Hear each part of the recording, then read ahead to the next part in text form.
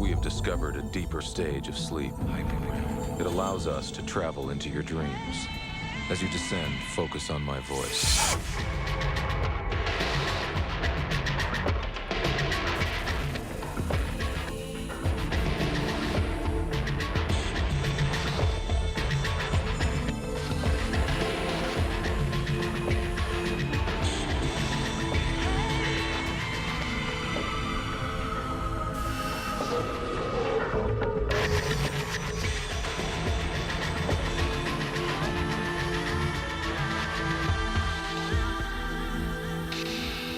We will be with you in your dreams.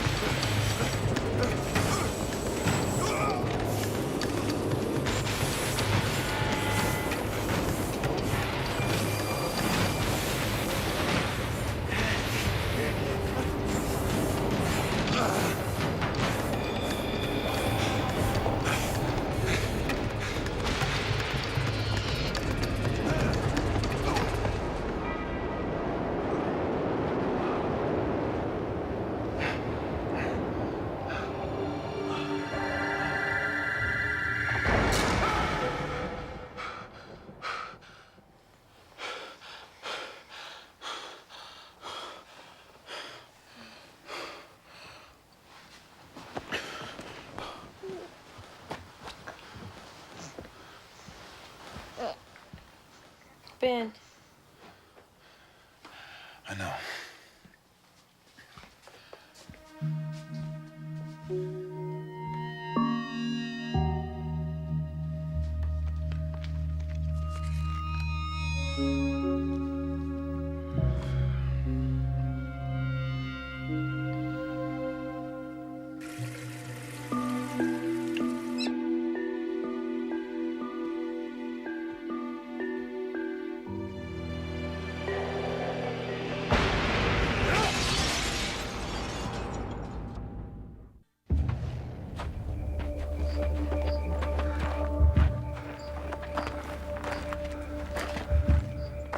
Come on, it's just up ahead. We should head back. I don't want to go any further. I made it! You just think you do. Deep down, you're quivering with curiosity.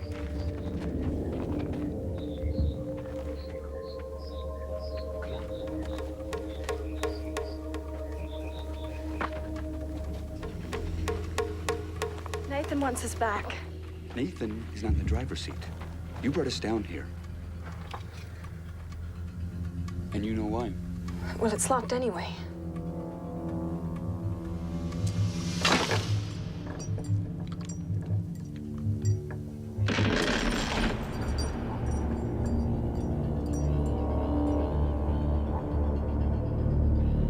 Come on. No. Come on, just one more. I can't. Sure you can.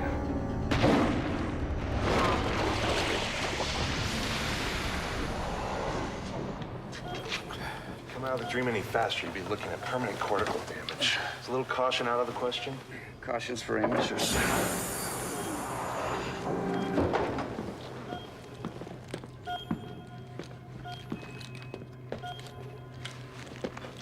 Guess you were serious about getting out of there, huh?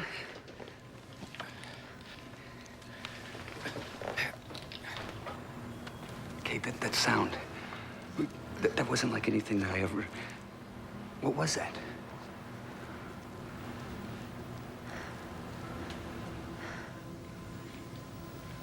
Water was a nice touch, though, huh? It's a micro seizure. It'll pass, but the cumulative affects him. Forget about that. Let's just focus on what happened. You okay? Yeah, I'm just a little cold.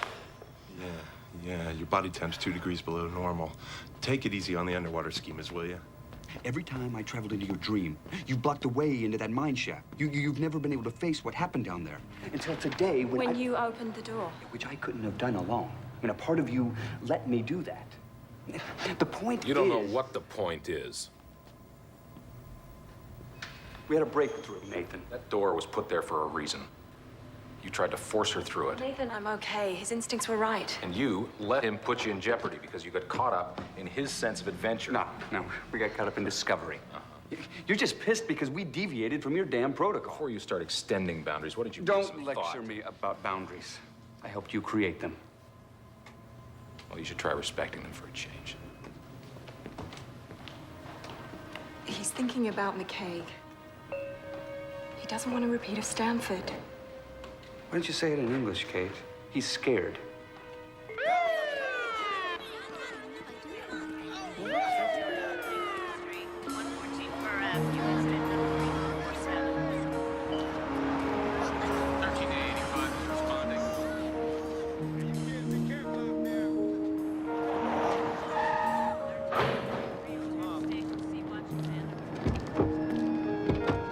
Jason!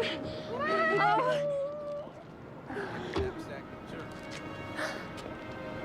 Dr. Bradford, thank you.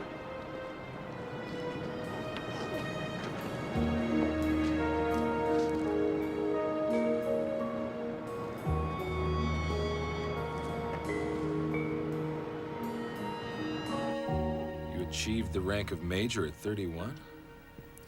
I always thought I'd make the Air Force in my life. Distinguished Service Cross for your tour in Kuwait. Then I plowed an $18 million F-16 into the desert. A touchy about stuff like that.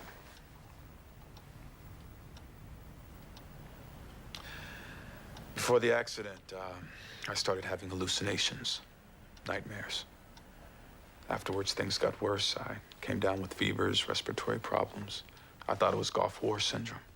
Well, the Air Force doctors say your symptoms aren't consistent with GWS. You're anemic, elevated white cell count. I think this guy's stressed. The machine just asked for a Prozac. They believe you have some type of autoimmune disease. You've tried steroids and immunosuppressive regimens. I tried everything. They told me I only have a few weeks left.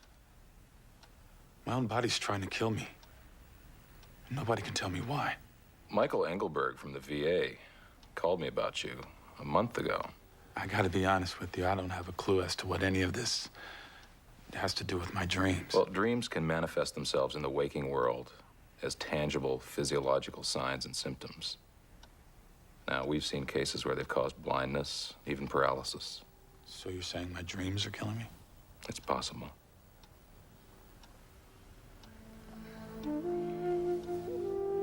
Take us back to the accident. Tell us exactly what happened.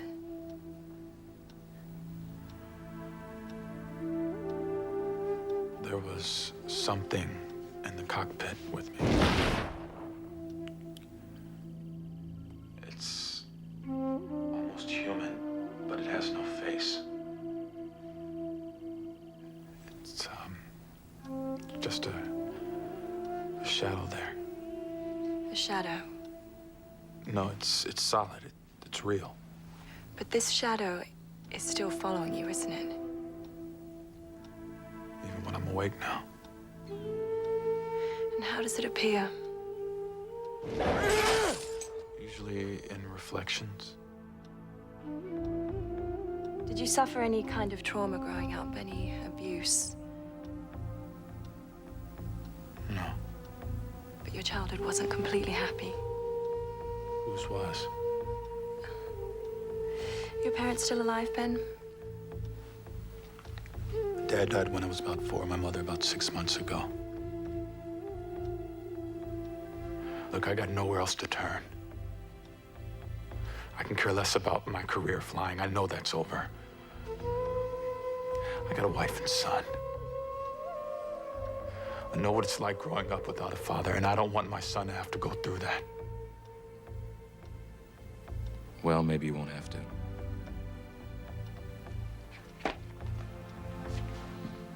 We'll start in an hour.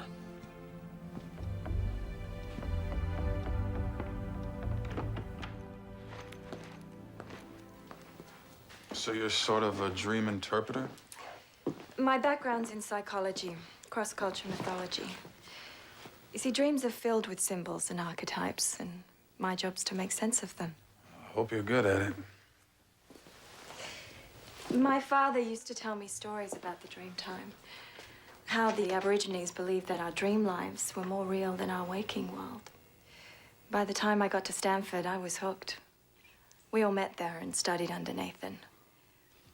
When he was let go, we all jumped at Why was he let go? He frightened them.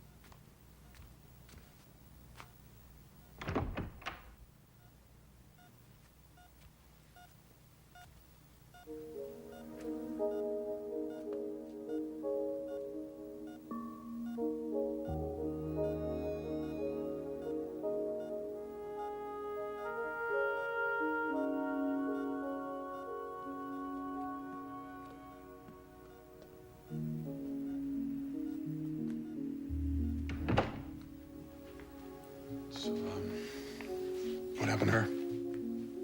She was in a car accident. Coma. You ever wonder what her dreams are about? All the time. Steve Turner. Ben Costigan. He helped Nathan develop most of what you see here. Yeah, but don't expect him to admit that. How you doing? Hey, Vince Konefsky, polysomnograph technician. This all looks complicated. What, to a pilot? Well, we all have our arenas of expertise. I don't know how a stapler works. Let me boil it down. The technology is based on electromagnetic fields. See, dreaming is a neuromagnetic process. Every image or action in your dreams produces an electrical dipole, an impulse in your brain, just like in the waking world. Now, we can monitor those signals with the MEG. Magnetoencephalogram. That's this doohickey here. It works on the same principle as an EEG in that it measures brainwave activity, but it's a hell of a lot more sensitive. So hop on in. Go ahead. The trick is syncing up the other dreamer's cerebral magnetic fields with yours. Once that's accomplished, they're effectively dreaming the same things you are. It's pretty cool. The key to all of this is recreating your nightmare by inducing hyper-REM. It's a deeper, more stable sleep stage than REM, and it allows us to communicate with you without waking you up. But there are also risks. Psychogenitive side effects. No pain, no gain.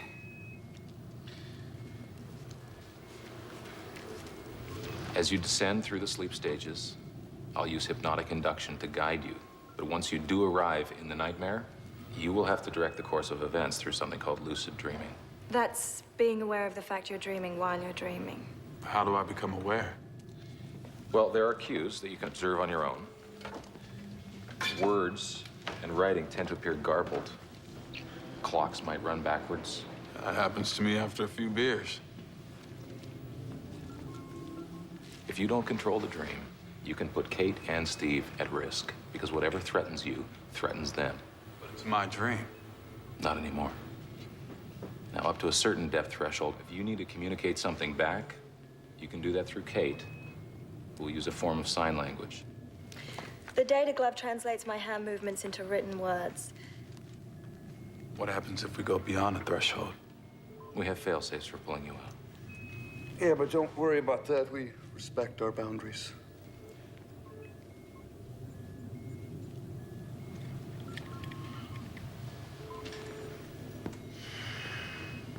You get off on this, don't you?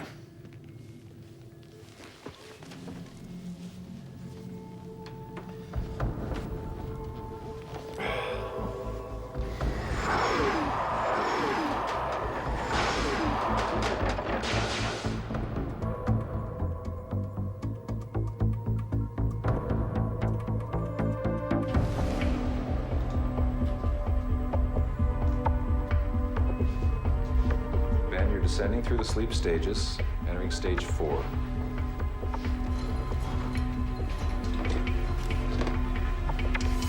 Ladies and gentlemen, we have hyper REM. Okay. Ben, you're on the train, and on the count of 3, we're going to be syncing you up with Kate and Steve. 1, 2, 3. Synchronizing 40 hertz binding rhythms.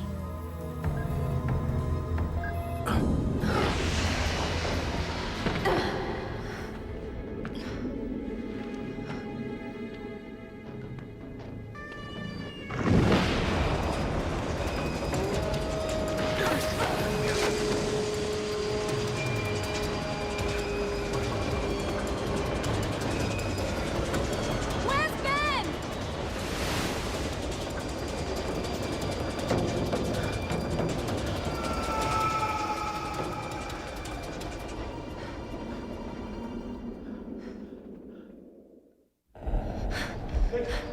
Stop! Stop! Next week, I start cutting out fats. Ben's heartbeat. He's in here somewhere.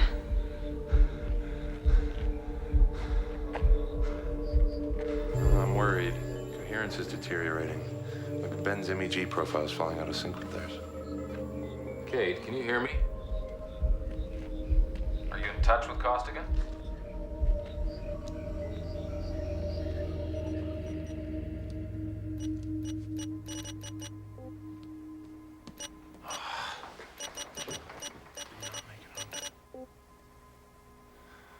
If it's Costigan's dream, why would he disappear Well, from... he wouldn't, unless he's not in control.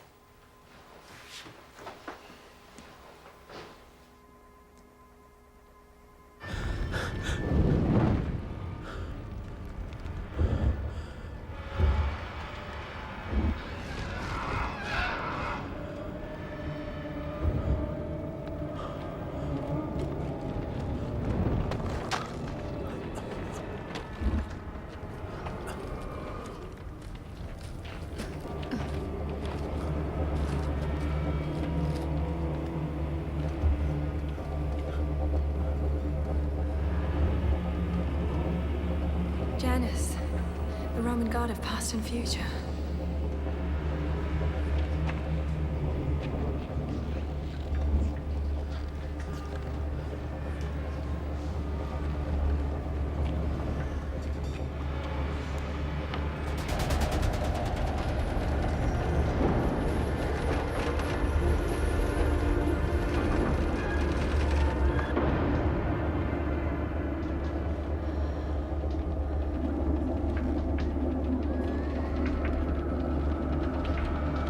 Okay, now I'm panicked. Costigan's MEG profile's diverging. Somebody's trying to lure them apart.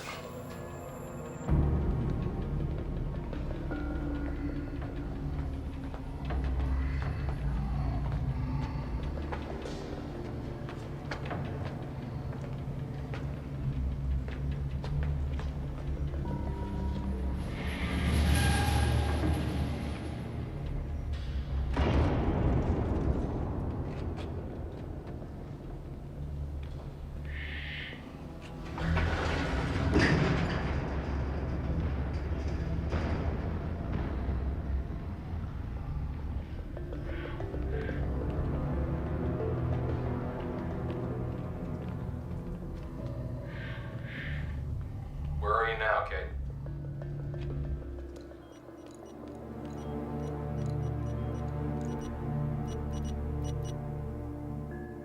I don't like it. Turn back. Kate, this is triage we're talking about. If Nathan wants to play it safe, fine. Let him do it on his time. Ben doesn't have that much left.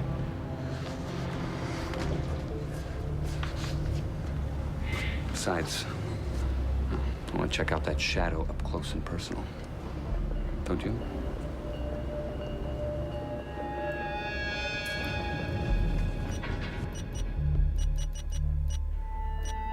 Kate, your messages are breaking up. I want you out of there now.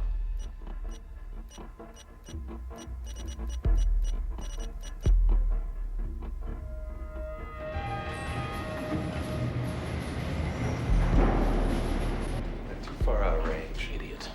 Steve will make sure they're all right. Oh, not Steve. Me. I should have had you tell him to come back. He might have listened.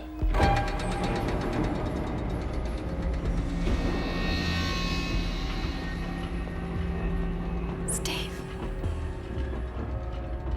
Some are born to sweet delight, some are born to endless night.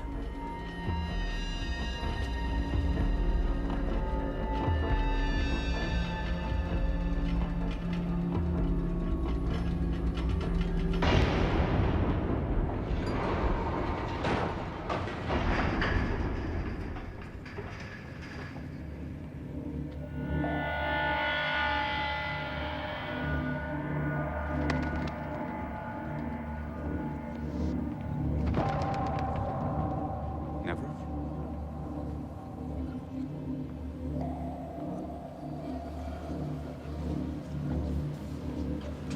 Do you think Ben's down here somewhere?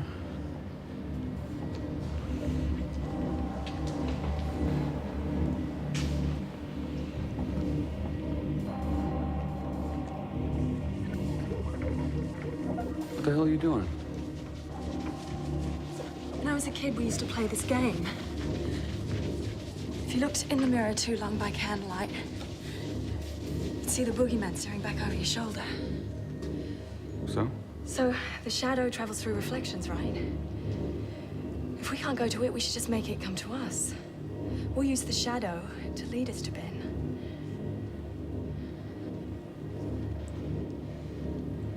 Just keep looking. Good idea. Bad execution.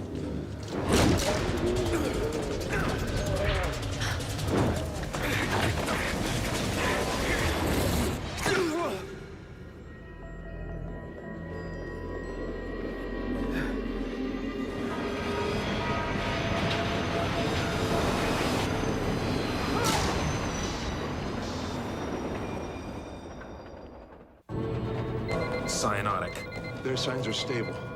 Lisa, crash cart. Get ready to push Epi. 2 cc's. Get the O2 and mask. He's suffocating. He's 60 over palp. Dropping. He's in VTAC. What? All right, forget it. Charging. Come on. 20. And Come on. clear.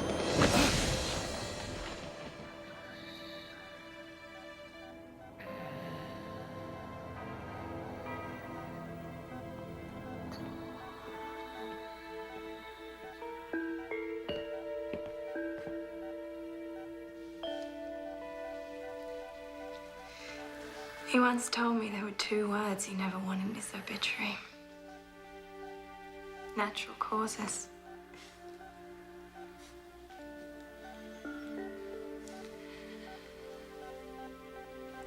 He tried to save me.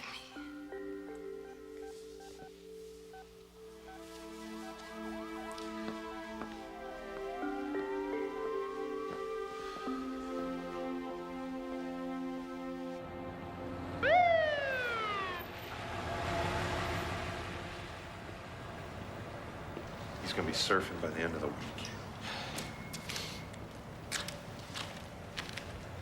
He's critical. Heart failure. Rhythm and wedge pressure have normalized, but he's still hypotensive. Whatever happened, almost scared him to death. The biggest concern right now is ARDS. Is he gonna make it? Haven't we learned anything? This is Stanford all over again. Has nothing to do with McKay. We were responsible then, and we're responsible now. Steve knew the risks involved. He helped create the technology. And now he's a victim of it. I'm going back into Costigan's dream myself. Alone. I won't put anyone else in danger, but I'm not going to allow this to derail us.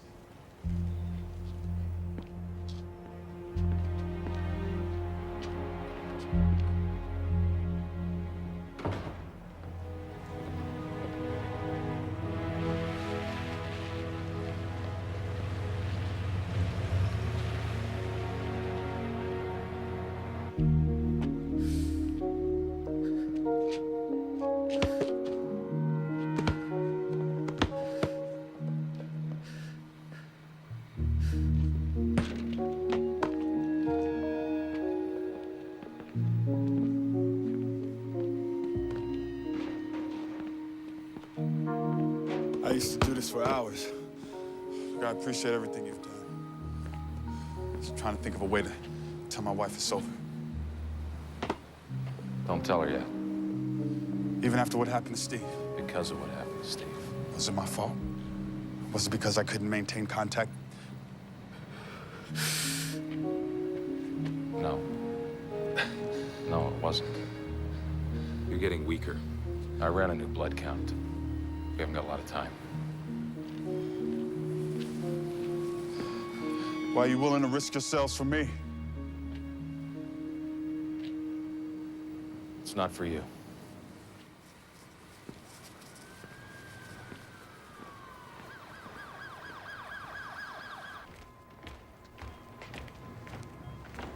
Diving straight into your nightmare was a mistake. Somehow the shadow manipulated you out of it, so I want to try something different.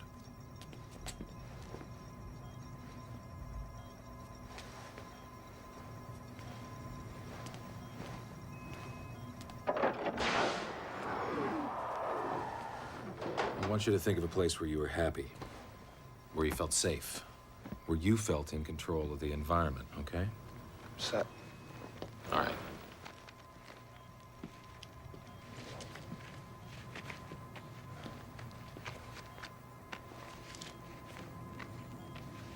You sure you want to do this? Yeah, I'm sure.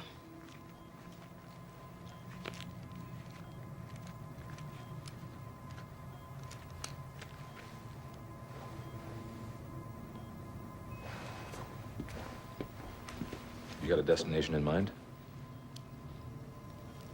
I'll be sure you don't lose sight of it.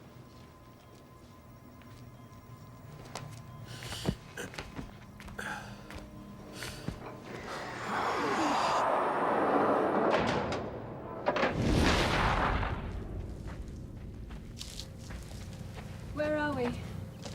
Bethlehem, North Carolina. I used to hang out in these woods when I was a kid. I asked Jill to marry me right over there. Oh, it was the happiest day of my life.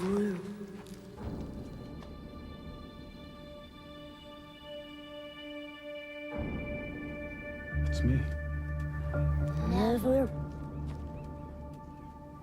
Never. I saw that word in the first dream. What does it mean to you? I had this wooden soldier. My dad carved it for me. I was an only child. I used to make believe he was alive. His name was Never. Why never? I don't know.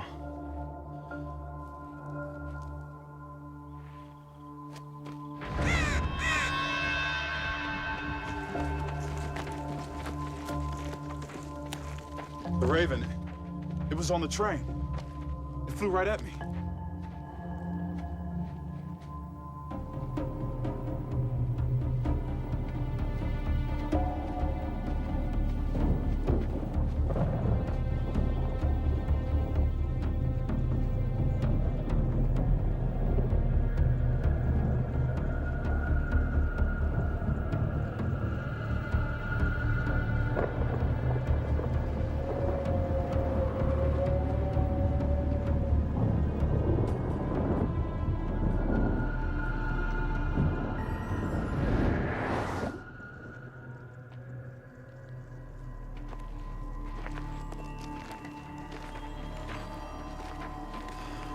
There's no place like home.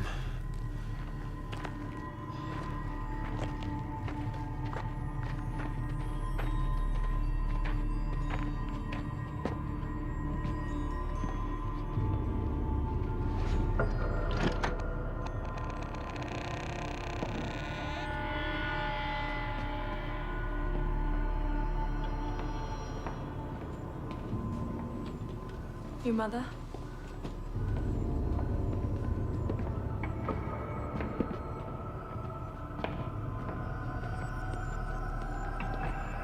Dad? Never.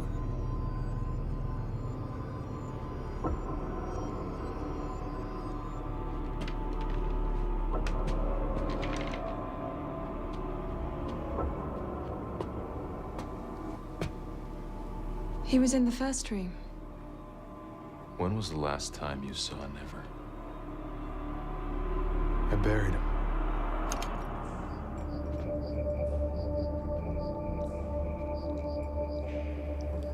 I was about 8 or 9. My mother said I was too old for make-believe friends. She was gonna throw him away.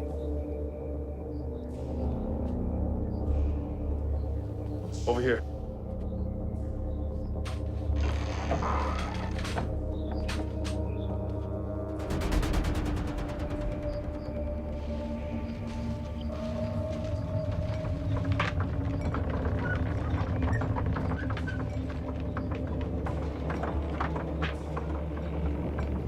Go ahead.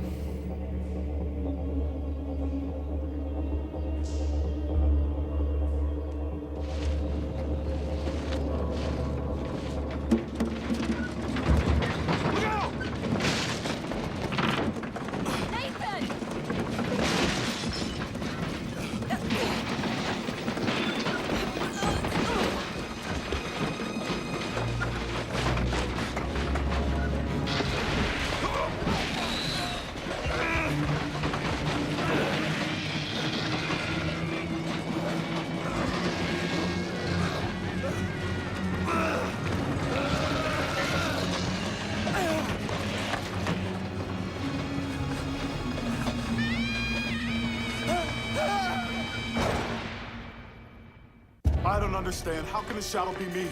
I don't have a death wish. I want to live. Nathan. Nathan. Yeah. His platelet count's dropping up the scale. There's evidence of hemolysis. Internal hemorrhaging? No sign yet. Talking days? I called the airport. Your tickets will be waiting at the counter. Why are we going to North Carolina? We've already been there in my dream. We have to link what happened in your dream to what exists in the waking world. Something's buried in Bethlehem. Something a part of you doesn't want us to dig up.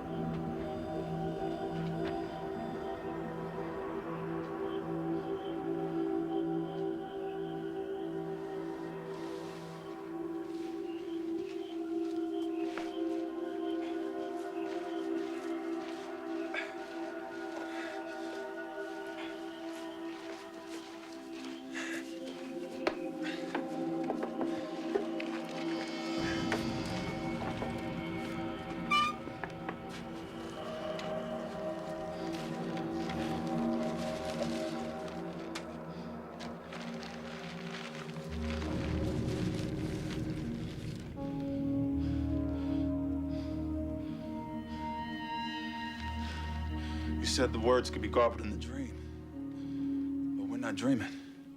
The shadow traveled through reflections, through mirrors. You see, we're dealing with analogs and hidden meanings. Now your parents were moving backwards, that's another reverse image. Another reflection. Turn the letters around. Reuven.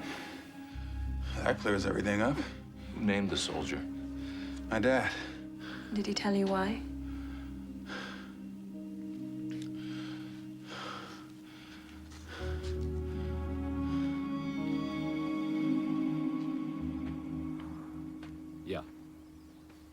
I just don't understand him.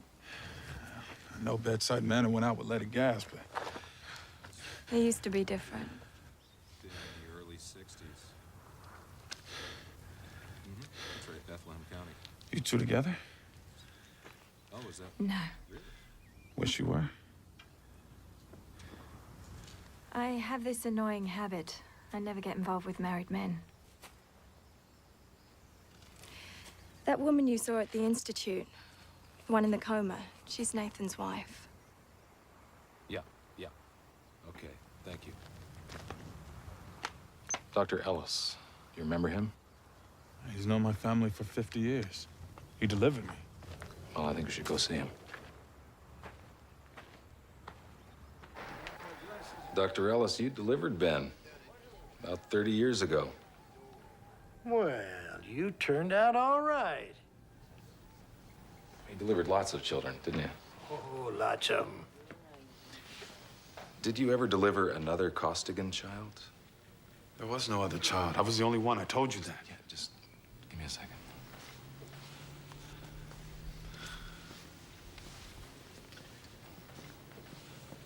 A boy, Dr. Ellis, named Reuven.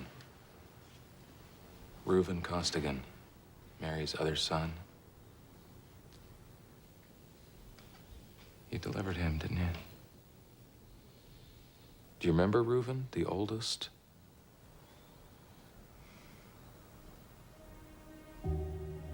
You and I are both doctors, and with all our training, as much as we try to pretend we're perfect,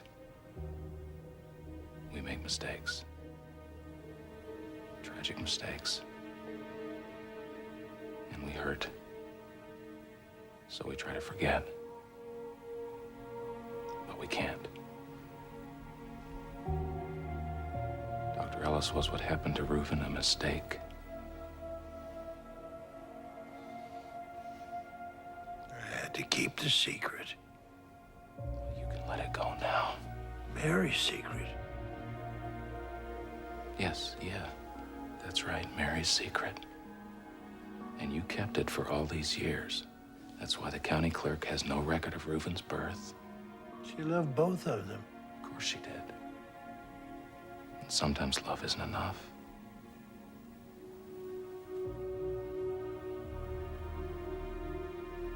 What happened to Reuven?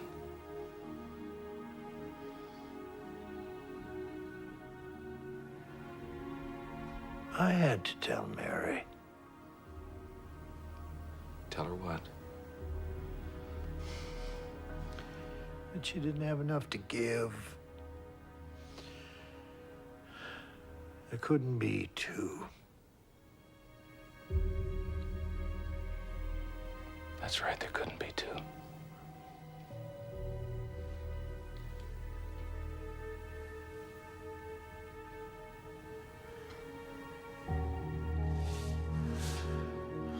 October 2nd, 67. Reuven, thou art my firstborn, my might, and the beginning of my strength. Genesis 49. Reuven was the first son of Jacob. Benjamin was Reuven's younger brother. That was the day I was born. My twin.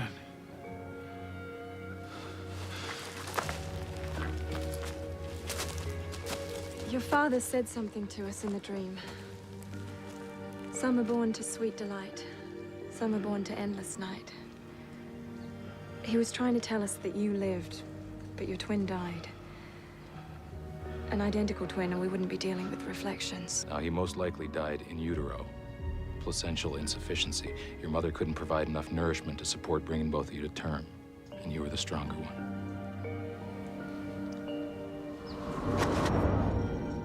We have to go back into your dream, Ben. Why? Isn't it enough just knowing what the shadow is? The shadow was created in your subconscious. That's where it has to end. It's survivor's guilt, Ben. In the dream, it manifested itself as a shadow. In the waking world, it attacked your immune system. But it's my brother. No, it's not your brother. It never was. It's your guilt. That's why fighting it won't work. You have to recognize it for what it is.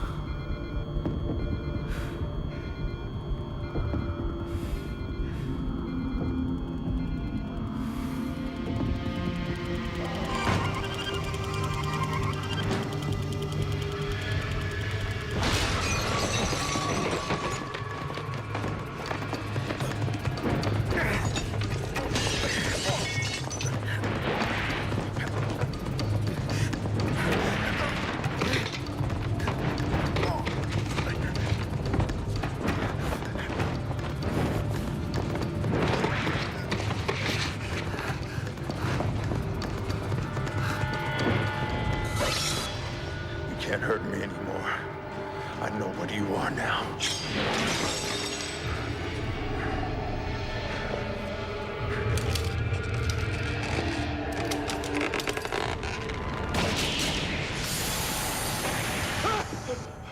So, what's new?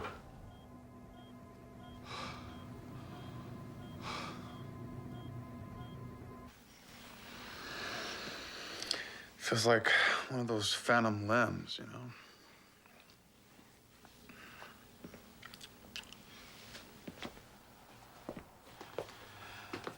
You can't see him, but he's still there.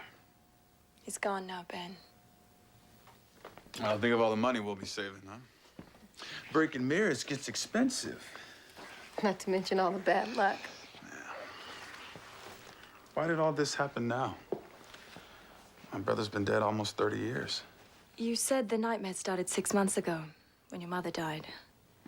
Now, on some unconscious level, you've always known you had a twin, but it took your mother's death for that knowledge to work its way to the surface. Your SED rate has normalized. Your ANA is negative, so by all measurements, your condition's gone into spontaneous remission.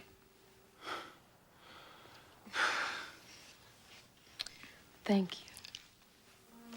So what's next for you, man? Well, I've always wanted to make a difference. It's not possible now, at least not with the Air Force. Well, it could be. With us. We should talk.